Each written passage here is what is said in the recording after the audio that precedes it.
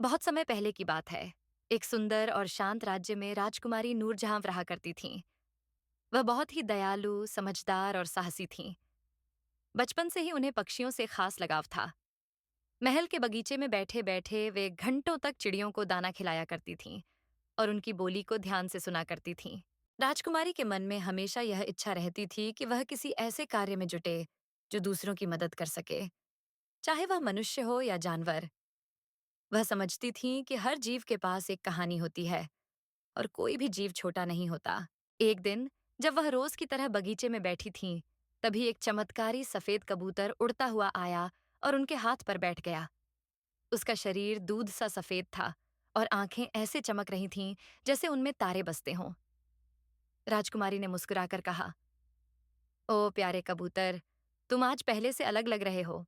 कबूतर ने बोला, "हे राजकुमारी, मैं कोई साधारण पक्षी नहीं हूँ। मैं एक जादुई राज्य परिस्तान से आया हूँ। हमारे राज्य पर एक दुष्ट जादूगर ने कब्जा कर लिया है और अब सब कुछ अंधकार में डूबा हुआ है। हमें किसी ऐसे की आवश्यकता है जिसके हृदय में करुणा, साहस और सच्चाई हो।" नूरजहां को आश्चर्य हुआ, परंतु डर नहीं लगा। उन्होंने कहा, "क्या परिस्तान वास्तव में अस्तित्व में है? मैंने तो बस कहानियों में ही सुना है।" कबूतर ने सिर हिलाया और बोला, "परियों की कहानियां सच्चाई का पर्दा होती हैं। तुम यदि चाहो तो मेरी सहायता कर सकती हो और एक पूरे राज्य को बचा सकती हो।" राजकुमारी ने संकल्प लिया और बिना डरे कहा, "मैं चलने को तैयार हूं।"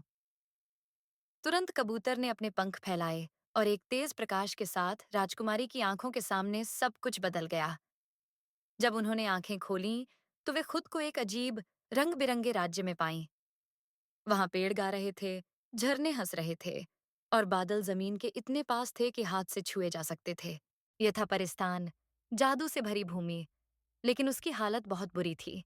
पक्षियों को पिंजरों में कैद किया गया था, फूल मुरझा चुके थे और चारों ओर डर का माहौल था। इस जादुई राज्य पर झुलमार नाम के एक दुष्ट जादूगर ने कब्जा कर लिया था। वह एक बार परिस्तान का रक्षक था, लेकिन अंधे स्वार्थ ने उसे अंधकार में ढकेल दिया। उसने जादू का उपयोग कर पूरे राज्य को अपने नियंत्रण में ले लिया और जो भी उससे विरोध करता, उसे पत्थर बना देता। राजकुमारी ने ठान लिया कि वह झुलमार का सामना करेंगी। उन्होंने कबूतर के साथ मिलकर योजना बनाई।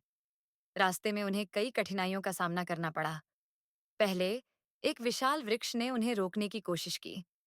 वह वृक्ष किसी को तब तक आगे नहीं जाने देता जब तक वे अपने दिल की सच्चाई ना बताएं। नूरजहां ने स्वीकार किया कि उन्हें डर लग रहा है, परंतु वे मदद करना चाहती हैं।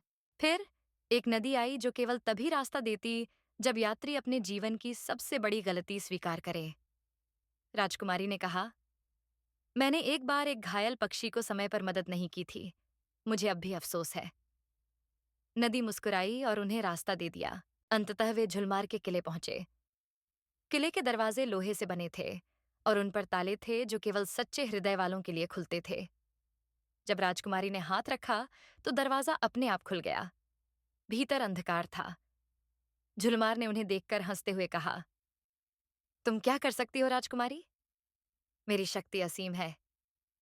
नूरजहां ने शांति से उत्तर दिया, "तुमने सब कुछ छीन लिया, परंतु एक चीज तुम नहीं छीन सके, उम्मीद।" राजकुमारी ने सफेद कबूतर को हाथों से उड़ाया। कबूतर आसमान की ओर गया और एक तेज प्रकाश में बदल गया। वह प्रकाश इतना शुद्ध और शक्तिशाली था कि झुलमार की सारी काली शक्तियां नष्ट हो गईं। उसकी जादुई छड़ी टूट गई और वह खुद एक साधारण गौरैया में बदल गया। राज्य की जंजीरें टूट गईं। पक्षी फिर से गाने लगे, पेड़ हरे हो गए और फूल मुस्कुराने लगे। परिस्तान फिर से जी उठा। कबूतर अब एक जादुई प्रकाशमयी रूप में राजकुमारी के पास आया और बोला, "तुमने यह सिद्ध किया कि सच्चाई, करुणा और साहस के आगे कोई भी अंधकार टिक नहीं सकता।" राजकुमारी नूरजहां वापस अपने राज्य लौटीं, लेकिन अब वह केवल एक शाही राजकुमारी नहीं थीं। वह एक रक्षक बन चुकी थीं, एक किंवदंती, जिसकी कहानी पीढ़ी दर पीढ़ी सुनाई जाएगी। पूरा वीडियो देखने के लिए धन्यवाद। अगर आप हमारे सभी वीडियो देखना चाहते हैं, तो कृपया हमारे चैनल ब्जारी एंटरटेनमेंट टीवी को सब्सक्राइब करें। धन्यवाद।